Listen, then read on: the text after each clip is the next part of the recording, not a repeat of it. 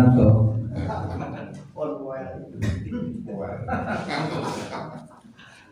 Nabi Ibrahim setelah nikah itu 80 tahun tidak punya anak.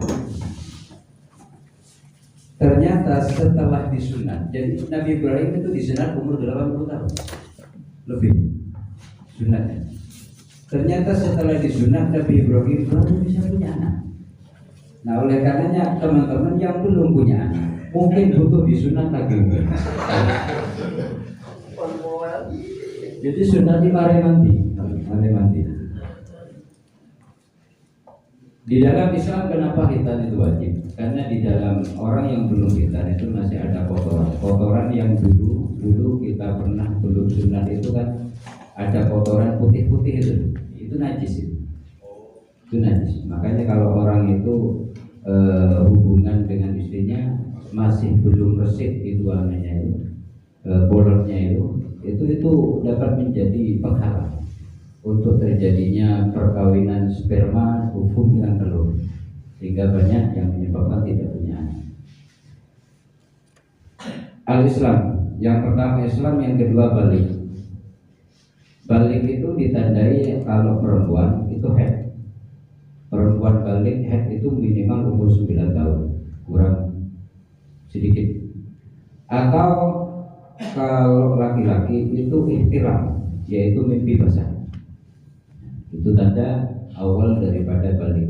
Saya pernah diceritai anak saya masih umur 10 tahun atau 9 tahun, masih SD kelas 6.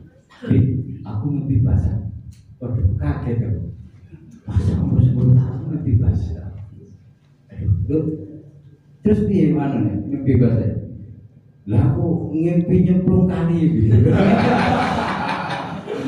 Saya deg-degan.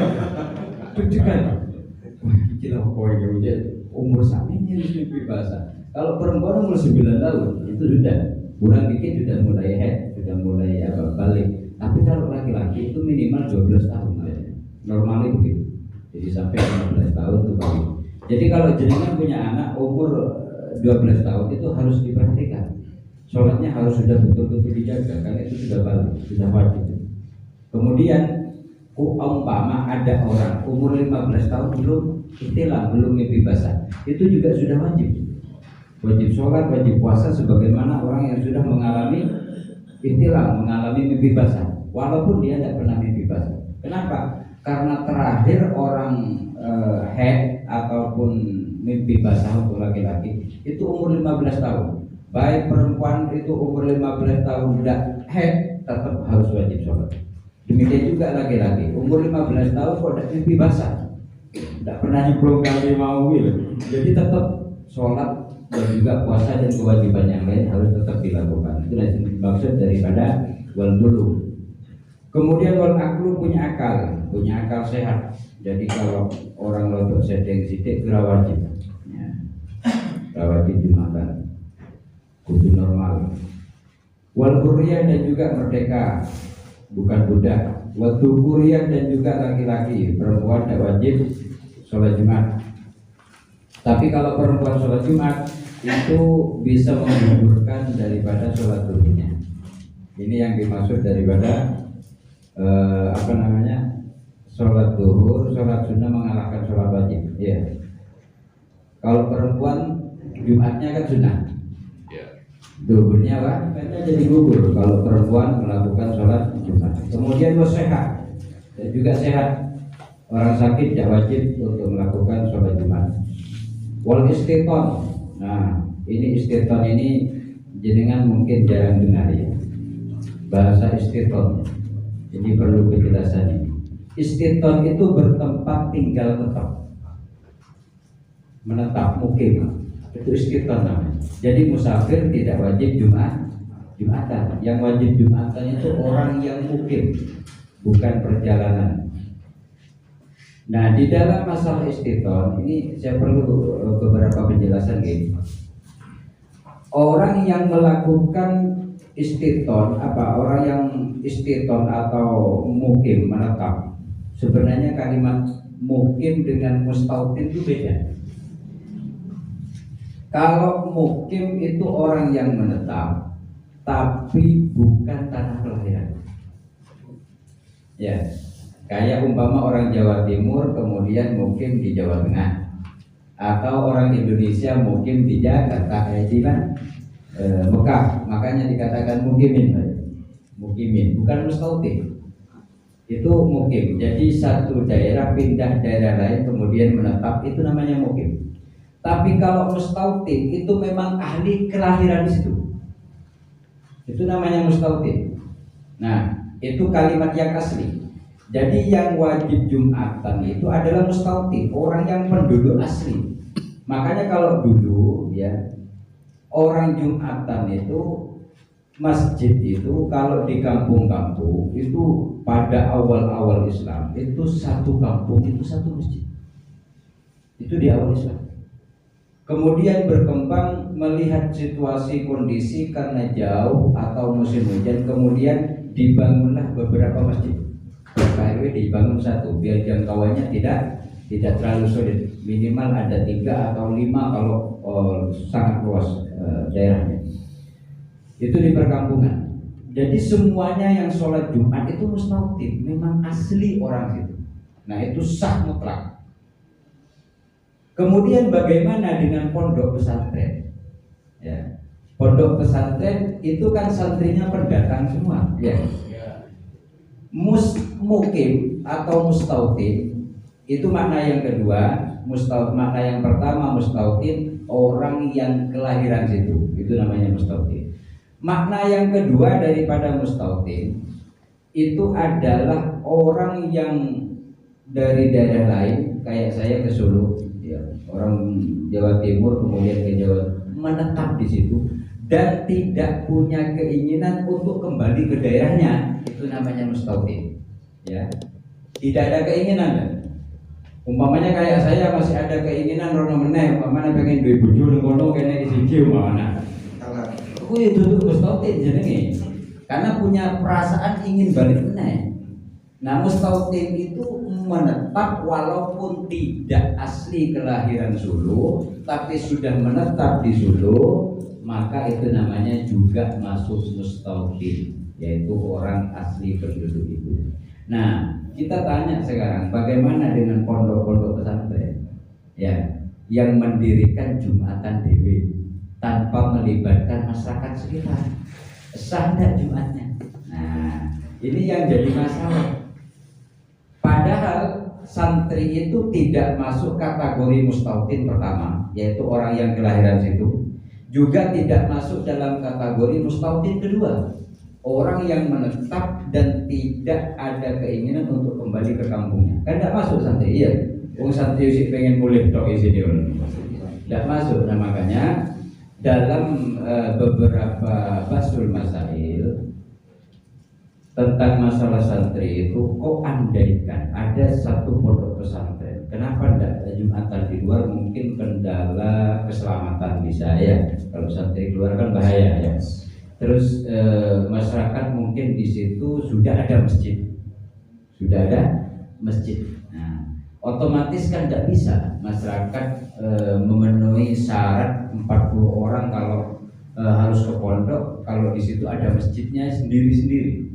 Nah, bagaimana solusinya? Maka santri itu tetap sholat Jumat, tetapi habis itu sholat duhur.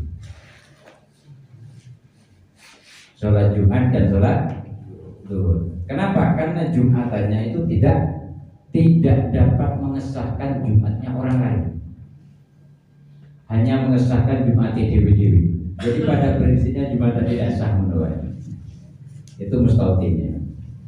Oleh karenanya, bagaimana terkait kondisi di Solo? Ya, Solo. Padahal Solo banyak orang pendatang dan tidak tahu, banyak orang pekerja, banyak orang yang karyawan ya, yang ngekos dan lain sebagainya, dan juga banyak masjid dempet-dempet, bahkan kalau masjid di Solo. Itu untuk pembahasan nanti. Yang sekarang tentang mustautin ini sudah dong mustautin ini. Jadi mustautin, makna mustautin pertama orang kelahiran situ. Yang kedua, orang yang bertempat tinggal dan di situ orang baru, tapi sudah tidak kembali, tidak ada keinginan kembali untuk pulang kampung. Berbeda dengan orang merantau ke Kalimantan kerja di situ, walaupun sudah lama 1-2 tahun, dia kan tetap mau balik. Iya, ada keinginan, bukan keinginan, memang orang pengen netep kok. Memang pulang. Nah itu bukan masuk mustautin itu. Dia tetap wajib Jumatan, tapi tidak bisa mengesahkan Jumatannya orang lain. Hitungannya tidak masuk. Tapi dia sendiri wajib Jumatan. Tapi kok andaikan hanya orang-orang kayak gitu toh, tidak ada orang asli daerah situ, maka Jumatannya tidak sah. Jadi dia enonon, menal kaputin. Itu orang-orang yang kerja di suatu tempat tapi hanya kontrak. Beda dengan orang yang nikah. Ya, nikah, orang Jawa nikah di Kalimantan kan sudah menetap di situ. Tidak ada keinginan untuk kembali lagi. Itu beda. Itu mustautin. Kemudian yang kedua, wasyara'itu fi'liha, syarat-syarat di dalam melakukan sholat Jumat. Ya. Itu ada 3. Yang pertama, antakunal baladu misran au qaryatan. Tempat yang dilakukan sholat Jumat itu harus balad. Balad itu desa atau kota. Au qaryatan atau desa. Balad itu negara mana sih? Ya. Cuma di sini dimaknai kota atau desa. Wa ayyakuna al-adadu arba'ina min ahlil Jum'ah. Dan juga orang yang Jumatan jamaahnya harus 40 orang min ahlil Jum'ah. Ya ini pembahasan gini. Min ahlil Jum'ah. Kenapa kok dikatakan ahlil Jum'ah? Karena ada orang yang Jumatan tapi tidak ahli Jum'ah, tidak wajib Jumatan. Contoh seperti musafir, kan tidak wajib. Jadi kok andaikan ada 40 orang, ya 40 orang, yang asli penduduk situ 39, yang satu musafir, Jumatannya tidak sah. Jadi 40 itu harus mutlak orang situ. Menahil balad. Wa ayyakunal waktu bagian, dan juga waktunya harus masih. Lalu kapan waktu Jumatan? Nah, ini yang tidak digagaskan. Jumat itu tuh waktunya sama kayak duhur. Jadi waktu duhur teh, waktu Jumatan teh. Tapi kok aneh ya? Kok andaikan mu'i umpamanya Jumat sesuk tak kayak Jumatan jam 2 piye, Pak? Aneh kan ya? Padahal waktunya sama dengan sholat duhur, yaitu sampai asar waktunya. Cuma kan tidak ada orang Jumatan monggo.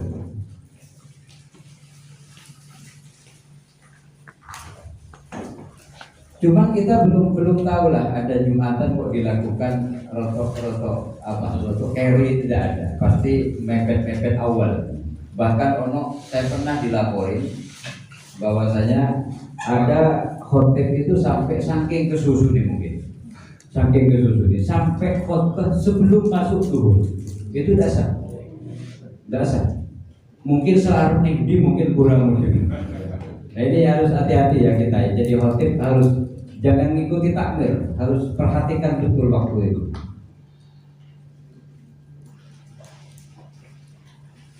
Kenapa? Karena khutbah itu masuk daripada 2 rukun Jumat. Rukun Jumat itu khutbah. Makanya khutbah itu kalau dilakukan sebelum masuk zuhur itu bermasalah. Sama halnya kita sholat zuhur urungan.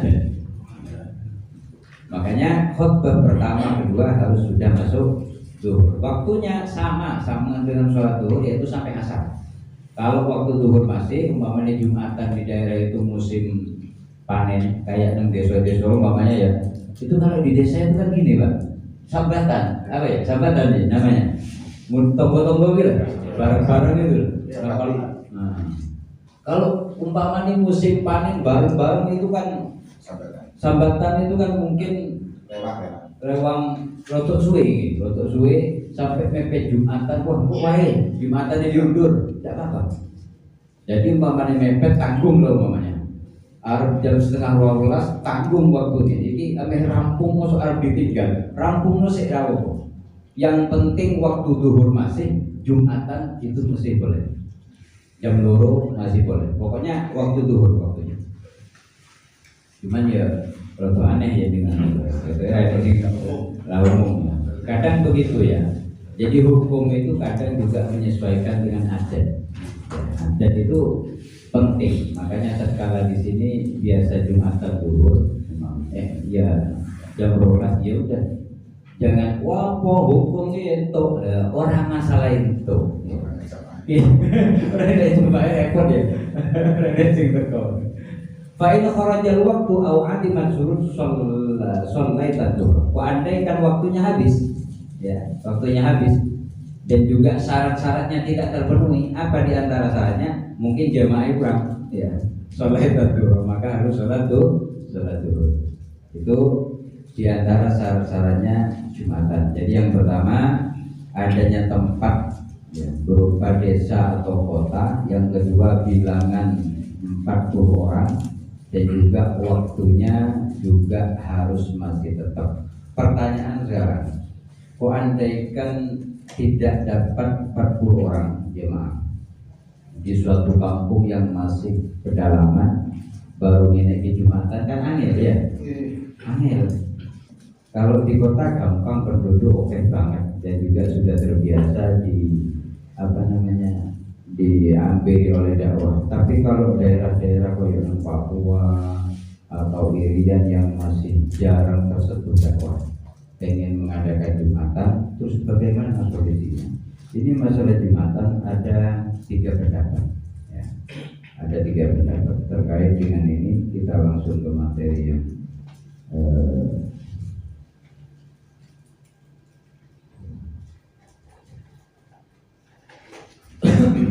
Imam Malik berpendapat, ini masalah khilafiyah ya, masalah khilafiyah juga. Jumat menurut ulama fikih.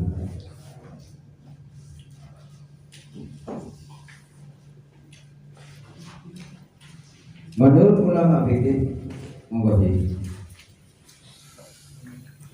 Al-Hanafiyah dhahabu ila istirati wujudi salasati ashkhas 'ala al-aqall wa yurima.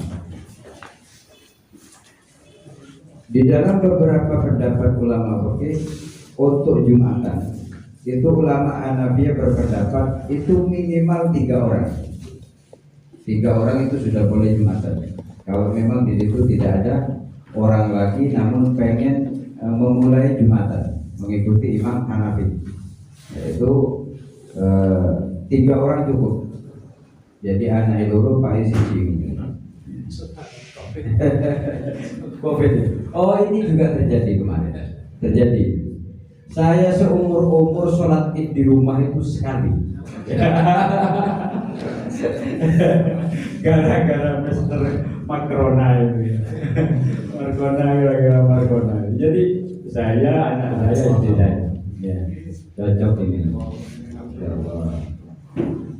Jadi Jumatan itu menurut Imam Hanafi minimal 3 orang, ya. Hatta tuqamu sholatul Jumat. Hatta lakukan haula isolasi. Ya. Kemudian madhab ini keliru Hanafi. Ya. Kemudian Imam Malik Al-Maliki dhahabu ila istirati wujud isna asyara sahson. Kalau Imam Malik minimal 12 orang itu sudah bisa melakukan Jumatan. Ya. Wa qalu bi wujubi huduriha min jami' ahli balad. Tetapi Imam Malik mensyaratkan bahwasanya 12 orang itu harus penduduk setempat asli. Harus penduduk setempat asli. Wastaratu bil isna asyara rajulan ayyabqu ma'al imam min bidayatil khutbataini hatta yusalli wa yusallim.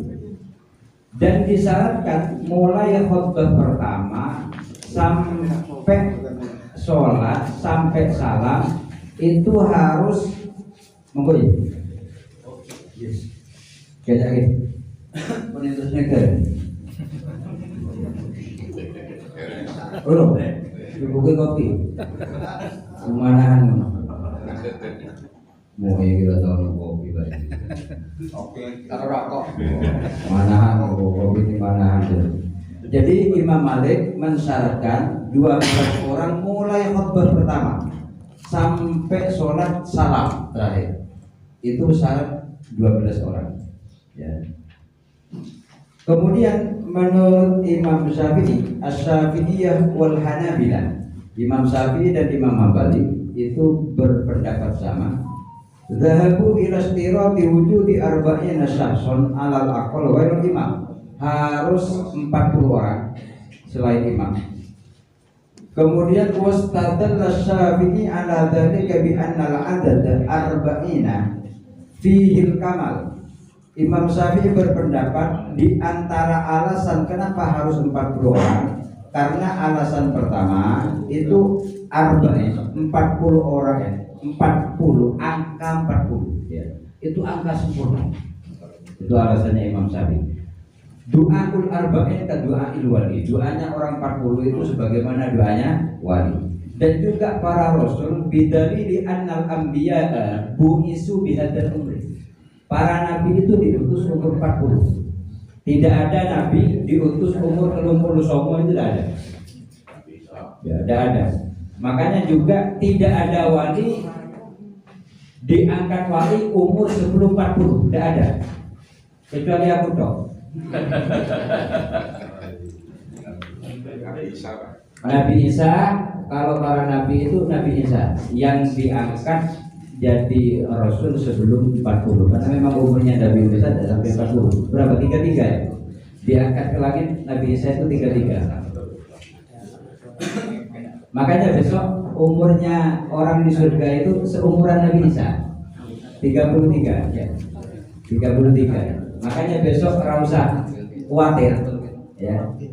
Sing wis sepuh meninggal masuk surganya nom meneh. Umur 33 sak umure Nabi Isa. Jadi kuat-kuat ya. Rusuh-rusuh ya umure kaya Nabi Isa, telu-telu kabeh. Dhuwure kaya Nabi Adam. Makanya kalau orang cedek ojo grogi sebenarnya. Wabeh padha dhuwur. Jadi wong ora enek wong elek. Bagus sih kaya Nabi Yusuf kan. Di sini wong bagus kan, ora enek wong elek nang surga. Yen nang surga ono wong elek ketek sumpah aku ora patek betau ketemu jenengan kewon, tak nyumpek kene. Jadi semuanya bagus-bagus. Nom-nom. Dan juga bahwa zaman miqat Sayyidina Musa alaihissalam. Wal Jum'atu hiya al-miqatul muslimin. Jumat itu miqat bagi muslimin. Wali anna awal Jum'atin sunnah fil Madinah al-Munawwarah ijtama'alaha arba'una rajulan. Juga awal Jumat yang dilakukan oleh Rasulullah pertama kali di Madinah itu diikuti oleh 40 orang. Ya. Wa Rasul sallallahu alaihi wasallam yaqulu shallu kama ra'aitumuni usolli, salatlah kalian sebagaimana salatku. Kita kembali ke atas. Ini materi yang berkaitan dengan materi yang di atas. Kemudian syarat-syarat sudah ya. Faraiduha. Fardu-fardunya sholat Jumat itu ada 3. Fardu-fardunya sholat Jumat itu ada 3. Khutbatani yaqumu fihima wa yajlisu bainahuma wa an-tusalli raka'ataini. Ini bagiannya Ustaz Zainal ini. Ya. Kemudian hayatnya sholat Jumat. Hayat itu apa? Hayat itu sunnah-sunnah. Jadi ada sunnah hayat di dalam sholat, ada sunnah arkan. Ya. Kemudian hayat di dalam sholat itu arba'u hisalin, yaitu ada 4.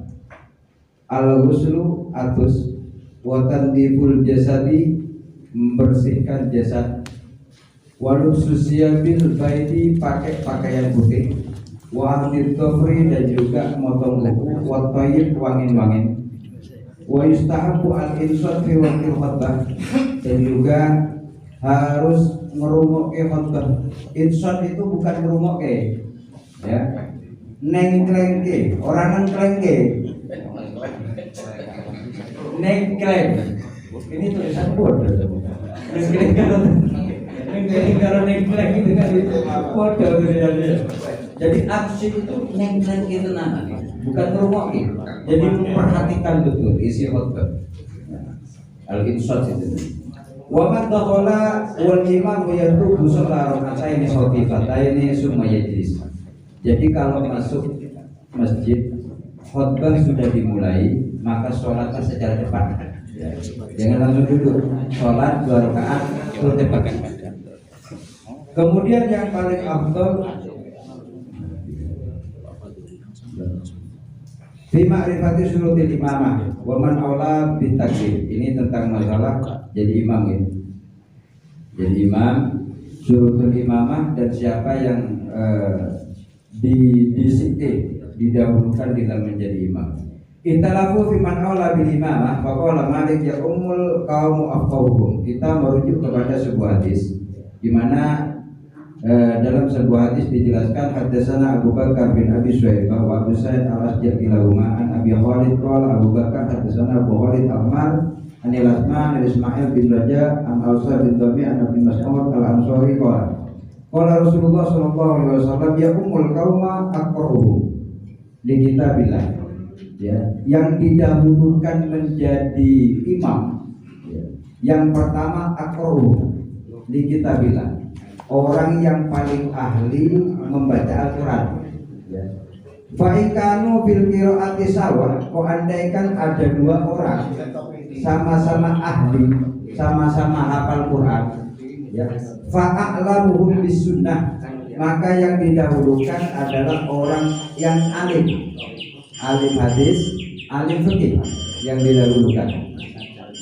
Fa'ikanu fi sunnati sawa. Kok andaikan ada 2 orang, satu hafal Quran, alim fikih, yang 2 hafal Quran juga alim fikih. Podo-podo hafal Quran, podo-podo alim fikih. Sapa sing didhisike, maka fa'aqdamuhum hijratan. Orang yang pertama kali hijrah. Maksudnya hijrah ke Madinah dulu kan ya. Yang pertama kali hijrah ikut Rasulullah ke Madinah itu siapa? Maka itu sing didhisike jadi imam. Fa'ikanu bil hijrati sawa. Kalau hijrahnya bareng, ada 2 orang sama-sama hafal Quran, sama-sama ahli fikih, sama-sama hijrahnya bareng, maka fa'aqdamuhum silmani. Maka yang didahulukan atau yang dijadikan imam adalah orang yang lebih dulu masuk Islam ya. Orang yang lebih dulu masuk Islam. Atau wa fi riwayatin sinnan, atau orang yang lebih tua umurnya. Makanya di dalam tradisi beberapa ormas, termasuk diantaranya orang-orang NU ya, biasanya kalau ada yang lebih sepuh, biasanya di mangga itu memang hadis Rasul, memang hadis itu gitu. Jadi ada ada adab juga di situ, bukan masalah alim toh, bukan masalah hafal Quran toh, tapi tetap ngajeni wong-wong ya. Jadi sebagaimana hadis yang dikatakan oleh Rasul, man lam yarham saghirana, orang yang tidak kasih sayang cinta kepada yang lebih nom, walam yukir kabirona, tidak menghormati wong sing tuwa, falaisa minna, maka dia bukan golonganku, kata Rasul. Itu yang diterapkan oleh kebiasaan orang-orang Nahdien biasanya, mangga-mangga gitu, sampai surung-surungan, sampai suwi, akhirnya amin al-fatihah. Kalau orang-orang itu kiai-kiai pedok-pedok tawadhu lah ngono ya. Arep amin gitu. Siji mangga ini suwe. Ya, akhirnya jamaah selak kesuwen, selak nafal al-fatihah. Itu hadisnya memang begitu. Jadi mendahulukan yang lebih tua atau yang lebih alim seperti itu. Bima'rifati surul ilmah italafu biman aula. Para ulama juga berbeda pendapat menanggapi tentang masalah imam. Faqala Malik ya ummul qaum afqahuhum la aqra'uhum. Imam Malik mengatakan yang menjadi imam itu yang paling alim, bukan yang pandai baca Quran. Karena pandai baca Quran itu tidak menjadi syarat sahnya sholat. Tapi kalau salah syarat rukunnya, itu sholatnya akan batal. Jadi kalau urusan penak suaranya, lagunya enak, itu bukan syarat di dalam sholat. Yang menjadi poin di dalam menjadi imam itu ngerti syarat rukunnya jadi imam. Walaupun suaranya ora pakai apik, sing penting tidak sampai mengubah makna. Nah, itu sudah bisa jadi makmum, jadi imam. Wabi qala Syafi'i wa qala Abu Hanifah, dan ini juga sependapat dengan Imam Syafi'i, dengan Imam Abu Hanifah. Imam Sufyan Ats-Tsauri dan juga Imam Ahmad. Jadi yang didahulukan yaitu yang paling alim di dalam masalah hukum fikih. Kemudian wasabu fi hadzal itilaf itilafum bimafhumi. Udah. Ini sama yang dia terangkan tadi. Jadi ada beberapa kategori. Yang pertama yang dirisiki wong sing alim, yang kedua orang sing bacaan Qur'annya bagus. Kemudian yang ketiga orang yang lebih dahulu hijrah bersama Nabi. Yang keempat orang yang lebih sepuh, yaitu orang yang lebih disik masuk Islam. Kemudian wala ya'umur rajul fi sulqani. Tidak boleh orang itu menjadi imam sholat di tempat kekuasaan orang lain. Ini juga ini jadi adab Ojo mentang-mentang wong pinter, alim, ustaz ngisi di suatu masjid, mergo ngrasa dadi ustaz, ora dipun ngimami langsung ngimami, itu tidak boleh. Tidak boleh.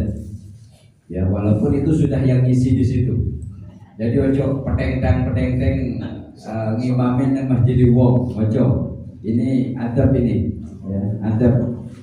Pokoknya imam yang terbiasa di situ itu yang suruh imam. Sama dengan kita, umpamanya kita takziah suatu desa, mergo rotok kiai, rotok ustad. Jadi wong mandang di ustad, ada imam sholat jenazah, kon imamnya langsung gelem. Ojo. Berarti yang gelem kuwi wong pinter tenan, tapi ra duwe adab. Iya, pinter tapi ra duwe. Karena yang wajib kita hormati orang yang punya kekuasaan di situ, tokoh di situ. Itu tokoh di situ itu dibongkir. Jadi walaupun alim kaya apa, sapa wae sing biasa ngimami jenazah, sing biasa ngurus jenazah, ya sudah itu aja. Kita jadi makmum baik. Kenapa? Takut tokoh kuwi mutung. Takutnya mutu. Kita tidak tahu loh, perasaannya orang kita tidak tahu. Ini manusiawi. Alah, mentang-mentang wis duwe dulur jadi ustad, keluargane mati kon imame ustad. Lah selama iki nang kene sapa sing ngurus? Wis kon urusane ustad, umat ustad. Pendak wong mati diparani ustad kon ngurus wae. Masalahnya wis mutung kok kowe.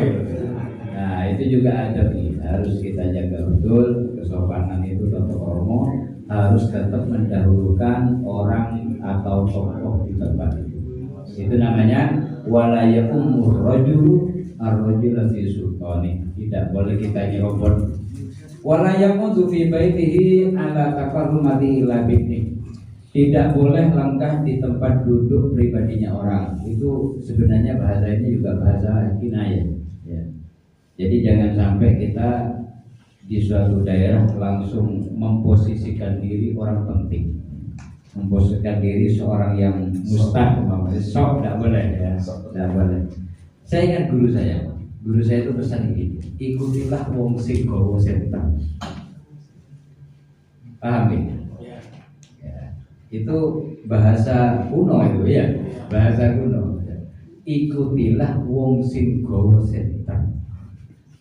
Mergo yen wong sing gawa senter kuwi ora iso gawa pas loro atau meninggal atau mundur, pasti sentre dikeke nang wong sing cedhak. Nggih. Ojo pisan-pisan ngerebut senter. Kok merasane yen ngerebut senter iso-iso didodok karo senter.